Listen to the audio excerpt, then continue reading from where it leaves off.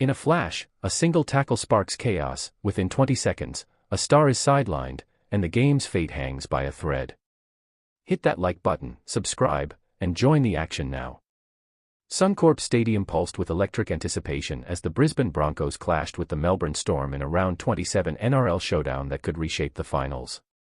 The opening whistle barely faded when Storm's Nelson Asofa-Solomona thundered forward, only to meet Payne Haas in a bone-rattling collision.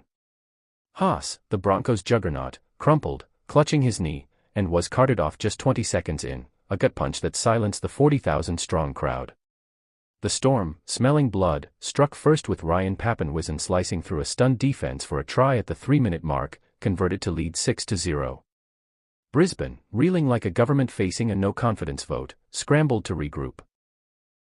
Reece Walsh, the Broncos' electric fullback, sparked hope with a 70-meter dash, offloading to Kotoni Staggs for a reply try, tying it at 6-6. The crowd roared back to life, sensing a fight back akin to a political underdog defying polls. Yet, the Storm's Jarome Hughes, fresh from injury, weaved magic, setting up Xavier Coates for a spectacular corner dive, pushing the score to 12-6. Brisbane's woes deepened when a bunker call controversially disallowed a try by Dane Mariner for an obstruction, igniting debates hotter than a Canberra press conference. As the first half unfolded, Ben Hunt's pinpoint kicks kept Brisbane in the hunt, but Melbourne's relentless pressure, led by Cameron Munster's cunning, threatened to bury them. The stats told a story. Storm held 58% possession, their forwards carving out 600 meters. With injuries mounting and tempers flaring, could the Broncos defy the odds, or would the Storm's early blitz prove too much? The answer hung tantalizingly out of reach as the siren loomed. The second half ignited with Brisbane's desperation matching Melbourne's precision, turning the turf into a battlefield of wills. Reece Walsh, embodying the spirit of a campaigner refusing defeat, broke through with a dazzling sidestep, scoring a solo try to level it at 12-12 after Adam Reynolds' conversion.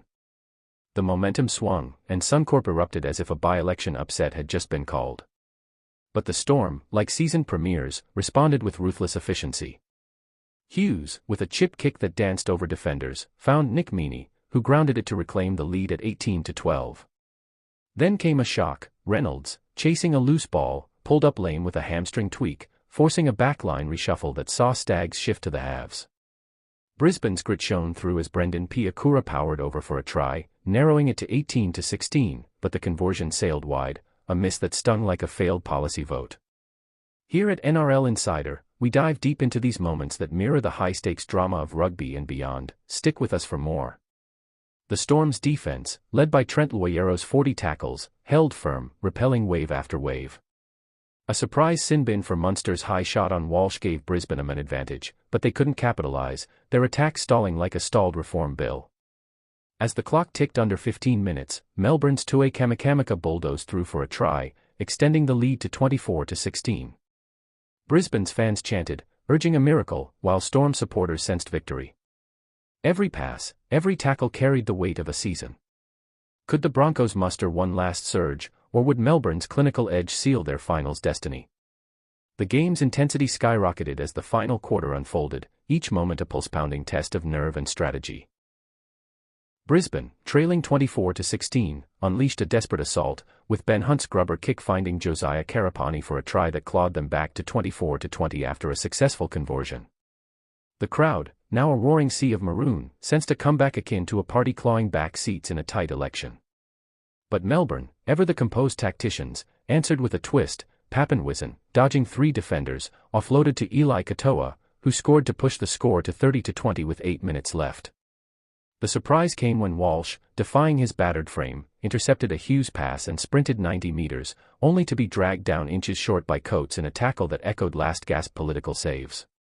Brisbane's hope flickered as a penalty goal by Nick Meaney stretched Melbourne's lead to 32-20 with 3 minutes remaining. The Broncos threw everything forward, Hunt's bombs raining down, but the Storm's defense stood like an unshakable coalition. A late error by Jesse Arthurs, dropping a high ball, handed Melbourne possession, and they ran down the clock with surgical precision. The final score read 32-20, securing Melbourne's second spot and crushing Brisbane's double-chance dreams. Stats painted the picture. Melbourne's 1489 run meters dwarfed Brisbane's 1379, with 10 penalties to 11 adding spice. This epic, much like a political saga, showed how early blows and late heroics shape legacies. Would Brisbane regroup for the finals, or had Melbourne just written their epitaph?